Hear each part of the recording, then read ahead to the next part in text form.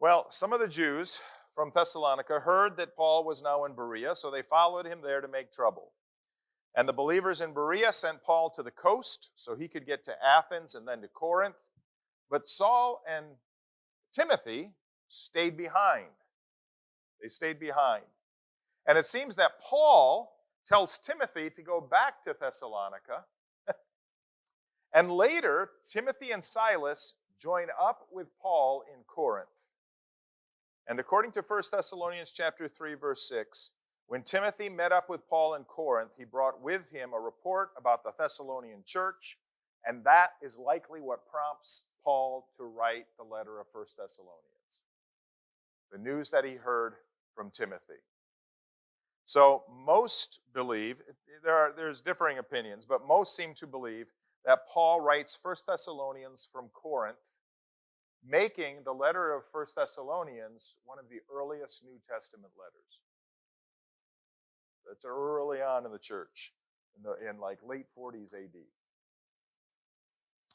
Now, before we turn to 1 Thessalonians, I just want to read you this. This is what John Weatherly says in his commentary on 1 and 2 Thessalonians. He introduces these books saying this. As a small young church in a big pagan city, the Thessalonian Christians faced challenges to their faith at every turn.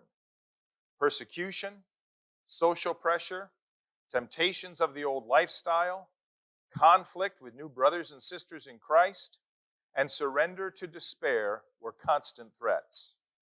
Whatever the confidence with which they began their Christian pilgrimage, these believers were now faced with the daily ordeals of life in Christ in hostile surroundings. Paul's answers to these problems are varied and significant.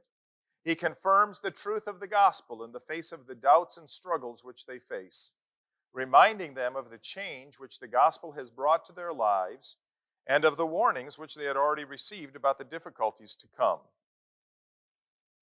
He reminds them of his own manner of life with them, itself a confirmation of the truth of his message and example of the self-sacrificial love and Christ-glorifying integrity which comprise the core of the Christian lifestyle.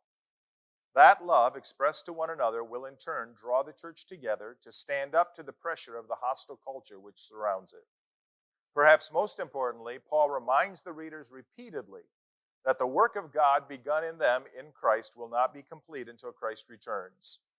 They can therefore look forward to his return with great expectancy, remembering that even death itself will then be utterly defeated, and living each moment in faithfulness as they await the fulfillment of their relationship with Christ.